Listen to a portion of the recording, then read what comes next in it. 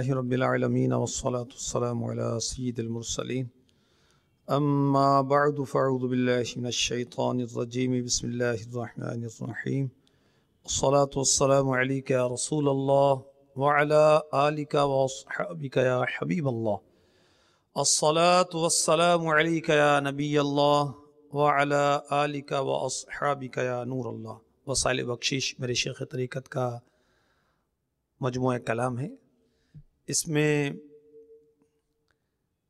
5000 سے زائد اشعار ہیں، مناجات، حمد، نعتیں، استغاثے۔ اس کے صفحہ نمبر 8 پر 8 سے 9 تک الترغیب و ترہیب جلد 2 صفحہ 328 حدیث نمبر 23 کے حوالے سے درود پاک کی جو فضیلت لکھی ہے وہ آپ کی خدمت میں پیش کرتا ہوں۔ اللہ کے محبوب دانہ غیوب منزہ عن العیوب صلی اللہ تعالی علیہ وآلہ وسلم کا فرمان عظمت نشان، جس نے دن اور رات میں میری طرف شوق و محبت کی وجہ سے 3 مرتبہ درود پاک پڑھا، اللہ عز و جل پر حق ہے کہ وہ اس کے اس دن اور رات کے گناہ بخش دے۔ صلو علی الحبیب صلی اللہ تعالی علی محمد۔ میٹھے میٹھے اسلام بھائیوں، مدنی چینل کے ناظرین، رباعیات رضا ماہ صفر المظفر کے سلسلے میں حاضری ہے، آپ کو خوش آمدید کہا جاتا ہے۔ ماہ صفر المظفر میں اللہ عز و جل کے ولی عاشق غوث جلی امام احمد رضا خان علی رحمۃ الرحمن کا یوم عرس منایا جاتا ہے 25 صفر المظفر کو بریلی شریف میں، ہند میں۔ تو اسی نسبت سے اس ماہ میں مدنی چینل اپنی خصوصی نشریات لایا ہے، اسی میں ایک سلسلہ رباعیات رضا ہے۔ آج کی رباعی کون سی ہے، اس کے مدنی پھول بھی انشاءاللہ پیش کروں گا، پہلے ہم کچھ اچھی نیتیں کر لیتے ہیں۔ فرمان مصطفیٰ صلی اللہ تعالی علیہ وآلہ وسلم، نیت المؤمن خیر من عملہ، مسلمان کی نیت اس کے عمل سے بہتر ہے۔ یاد رہے کہ اچھی نیت نہ ہو تو کسی عمل کا ثواب نہیں ملتا، اور اچھا عمل ہے، نیک کام ہے، جائز کام ہے، جتنی اچھی نیتیں کر سکتے ہیں انشاءاللہ اس قدر ثواب بڑھتا چلا جائے گا۔ تو اللہ تبارک و تعالیٰ کی رضا اور ثواب پانے کے لیے اس سلسلے میں اول تا آخر شرکت کی نیت کیجیے، بغور سننے کی نیت کیجیے، اور تعظیم مصطفیٰ کی خاطر دوزانوں بیٹھ کر سننے کی نیت کیجیے۔ اللہ تبارک و تعالیٰ کے مبارک نام پر عز و جل یا جل جلالہ کہنے کی نیت کیجیے، پیارے آقا علیہ الصلوۃ والسلام کے نام پر صلی اللہ تعالی علیہ وسلم اور سید اعلیٰ حضرت کا ذکر خیر ہوگا تو رحمۃ اللہ تعالی علیہ کہنے کی نیت کر لیجیے۔ اعلیٰ حضرت اپنی اس ربائی میں بہت ہی عشق بھری باتیں کہتے ہیں، اور شب اسرا کے دولہا کے چہرے کی ضیاء کی بات کرتے ہیں۔ فرماتے ہیں اسرا میں جنا جلوائے رخ سے تاباں، اسرا میں جنا جلوائے رخ سے تاباں، خدمت میں دواں آئینہ رویان جنا، اے شوق نظر ٹھہرے تو کیوں کر ٹھہرے، آئینے میں آفتاب اور وہ بھی جنبا۔ اسرا کہتے ہیں شب معراج کو، جنا مینز جنت، پیراڈائز، جلوائے رخ چہرے کی ضیاء، کس کی؟ میٹھے مصطفیٰ کی صلی اللہ تعالی علیہ وسلم۔ تابا روشن، چمک،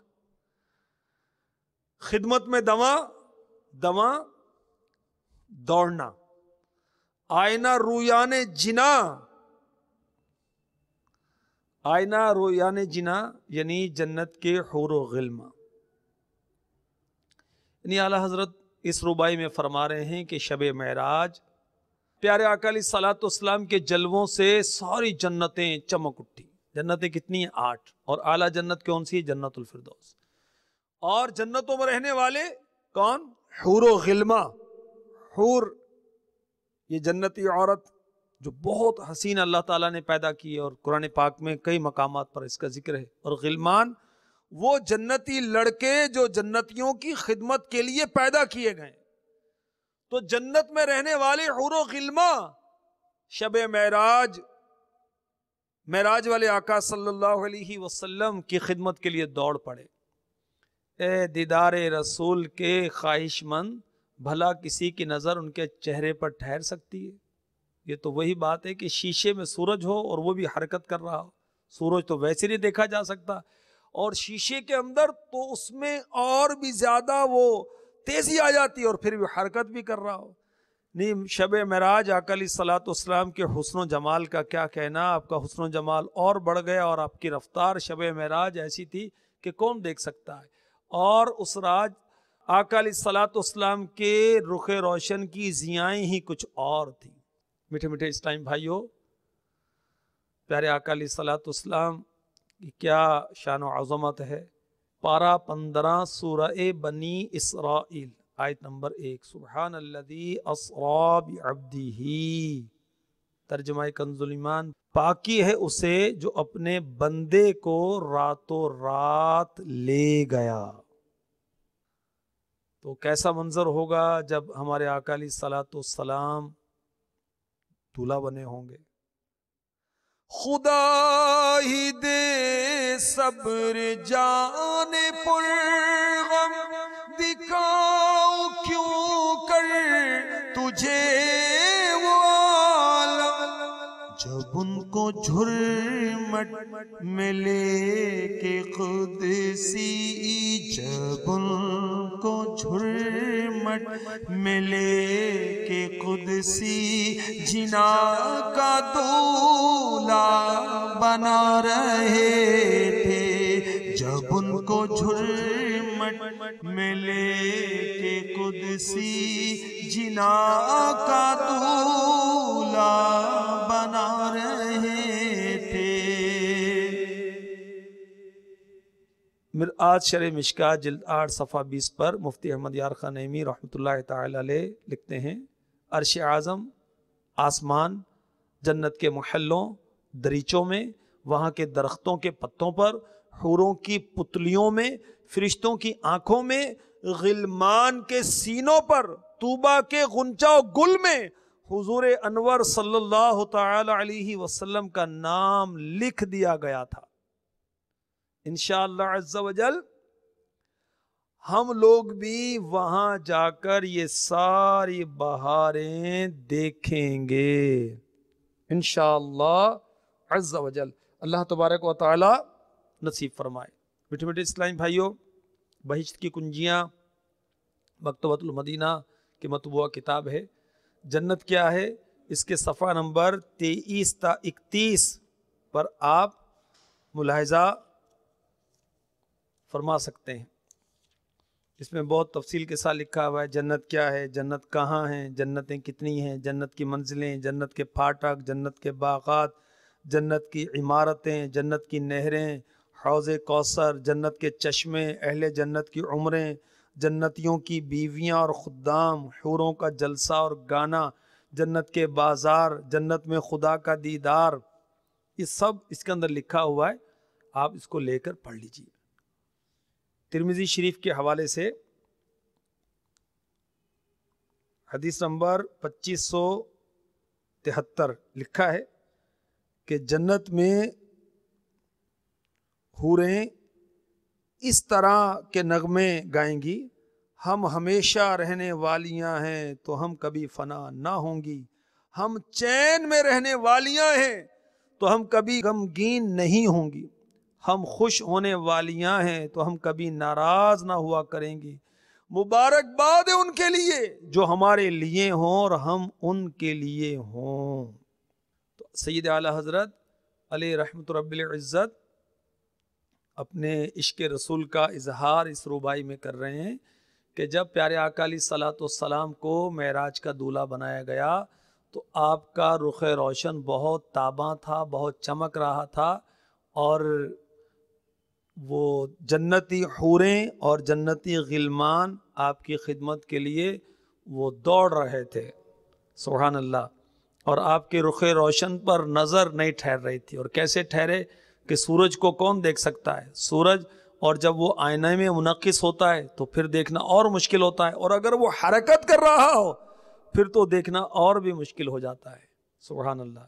خدا ہی دے صبر جان پر غم، دکھاؤ کیوں کر تجھے وہ عالم، جب ان کو جھرمٹ ملے کہ قدسی جنا کا دولہ بنا رہے تھے۔ یہ جو میں نے شعر پڑھا یہ بھی اعلیٰ حضرت کا ہے، اور اعلیٰ حضرت کا مشہور قصیدہ معراجیہ جو 67 اشعار پر مشتمل ہے اس کا ہے۔ اور اعلیٰ حضرت کا ذوق دیکھیے کہ اتنے سارے اشعار لکھے، ایسا قصیدہ لکھا کہ کوئی کیا لکھے گا۔ اردو زبان میں ایسا قصیدہ معراجیہ کس نے لکھا ہوگا؟ اللہ تبارک و تعالیٰ نے ہمارے سید اعلیٰ حضرت کو یہ وہ مقام عطا فرمایا، یہ شان عطا فرمائی۔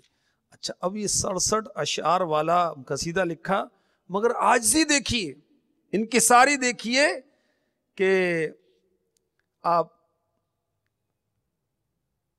مقطع میں کیا کہتے ہیں؟ ثنائے سرکار ہے وظیفہ، ثنائے سرکار ہے وظیفہ، قبول سرکار ہے تمنا، نہ شاعری کی ہوس نہ پرواہ، ردی تھی کیا کیسے قافیے تھے، نہ شاعری کی ہوس نہ پرواہ، ردی تھی کیا کیسے قافیے تھے۔ سرکار علیہ الصلوۃ والسلام کی ثنا کرنا ہمارا وظیفہ ہے، تمنا ہے کہ سرکار قبول فرما لے۔ شاعری کی ہوس نہیں ہے ہمیں، اور نہ یہ پرواہ ہے کہ کیسے ردیف ہیں کیسے کافی ہیں، اور ورنہ وہ شاعر جنہیں مدنی ماحول نہیں ملتا، وہ دینی ماحول نہیں ملتا، دینی سوچ نہیں ہوتی، آخرت کی سوچ نہیں ہوتی، رضا الہی کی سوچ نہیں ہوتی، تو وہ بیچارے شعر کہنے کے بعد انتظار کرتے ہیں۔ جیسے عام طور پر مشاعرے ہوتے ہیں نا، تو سب پھر وہ یوں منتظر ہوتے ہیں کہ ان کو داد دی جائے، اور اعلیٰ حضرت فرماتے ہیں کہ ہمیں ہوس نہیں ہے شاعری کی، ردی کیا ہے کافیے کیا ہے پرواہ نہیں ہے، بس آقا کی ثنا یہ ہمارا وظیفہ ہے، اور تمنا ہے کہ سرکار قبول فرما لے۔ کیا بات ہے اعلیٰ حضرت کی، سبحان اللہ۔ فیض رضا جاری رہے گا انشاء اللہ، جاری رہے گا فیض رضا جاری رہے گا انشاء اللہ، جاری رہے گا۔